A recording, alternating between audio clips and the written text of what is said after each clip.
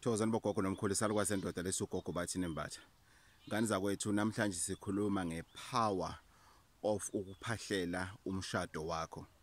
The reason ngifaka igama elithi umshado is because ngifuna ukuthi abantu abaningi bakwazi ukunderstand kodwa one day sisazo unpack umehluko phakathi komshado nomendo.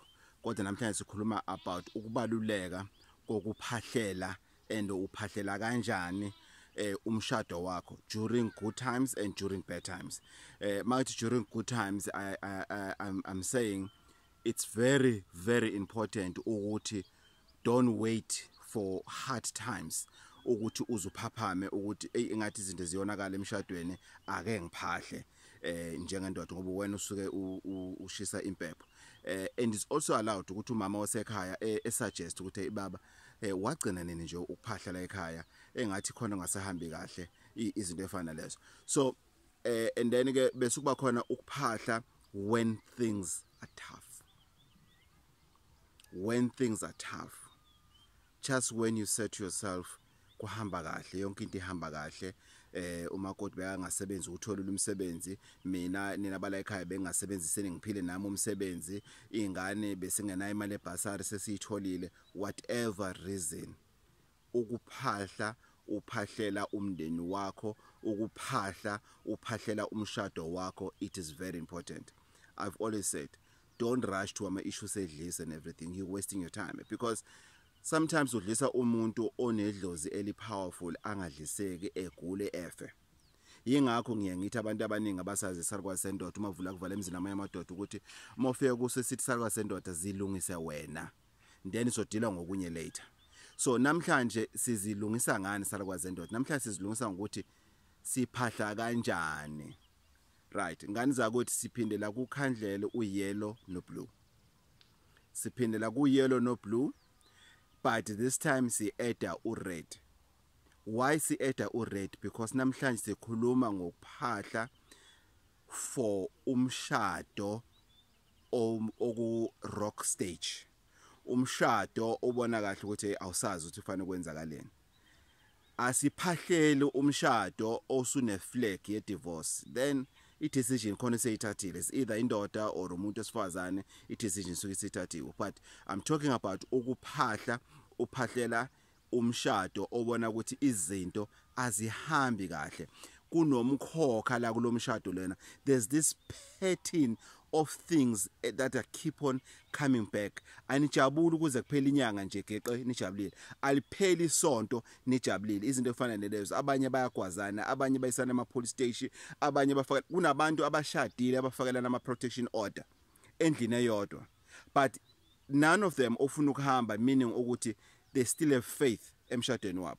So today I'm giving abantu besilisa i-assignment, phahlela umshado wakho. Thatha ikhandlela eli yellow neli blue. This time ikhandlela eli blue awukhulumi nabakini nabasekhaya koma wakho, no, ukhuluma nabakini nabasekhaya komakoti wakho ukuthi nina bala ekhaya nangithuma ukuthi ngiyonifunela isalukazi sogogela ekhaya. Ngasithola isalukazi sogogela ekhaya ngabuya naso, sathelwa ngenyongo la ekhaya kodwa izinto ayisahambi kahle. Don't put blames during ukuphahla kwakho ukuthi hey umakoti wenza into ethize noma mina mhlambe ngidaka kakhulu in. If you were to put a blame to yourself. Don't put blame emsamo uceba umakoti wakho ngoba idlozi ngeke limxolele. It is very important ukuthi uma uphahla don't put a blame kumakoti wakho. Even if kuthiwa umbambe echita, umbambe ogqokweni, wenzeni, ungathi moya emsamo uma usayimisela ukumxolela, ungathi uthi moya emsamo bese ufika lapha ueda ukuthi hey umakoti akasephethe kahle, umakoti useshiwa izimoto, umakoti wenzani, umakoti cha, ungakwenzi lokho. Phahlela for the positive, for the negative, ukuthi iguquke izinto zibe mnandi, kube kuhle la ekhaya, nijabule kube mnandi. Make sure ukuthi uma uphahla you add ukhandlela red.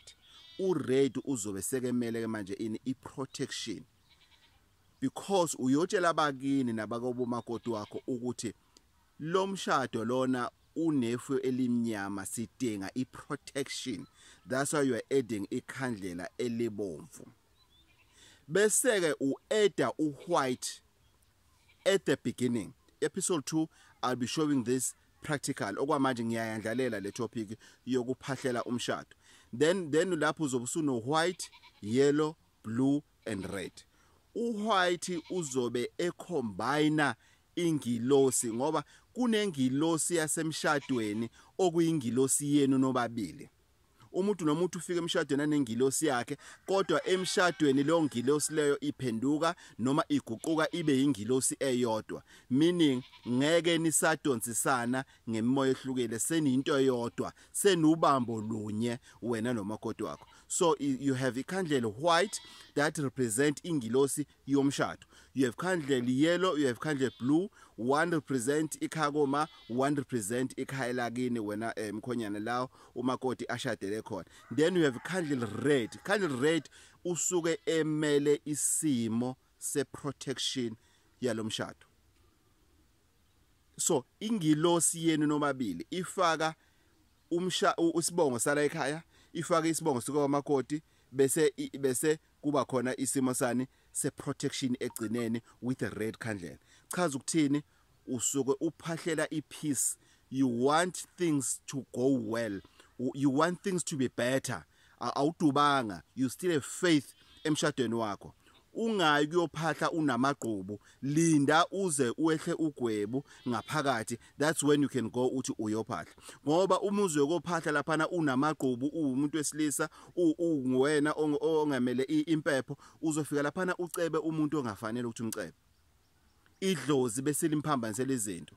Kanti nawe unephutha lakho, kodwa wena ngoba uphahla emsamo wakene awuyicebi wena ngendlela osupenda ngayo ingane yabantu. Salwa sendoda ugogo bathini bathu bavula kuvala emzini amanye amadoda.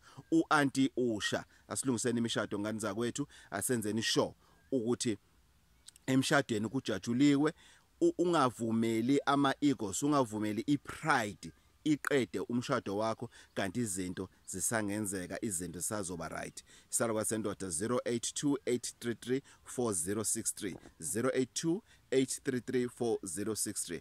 Ngani zakwethu asebenzi ngokufaka imali ezitolo. Yekani ukudlala amaqola, yekani ukudlala izilambane zabantu abapretend ukuba ugogo bathini Mbatha ngoba naku bathi bajaha imali. Le information enginika yona is for free. Salwa sendoda gogo@bathinimbatha.co.za, website bathinimbatha.co.za, website bathinimbatha.co.za.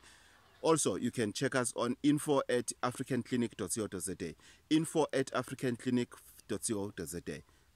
Inkosi ithole umusa.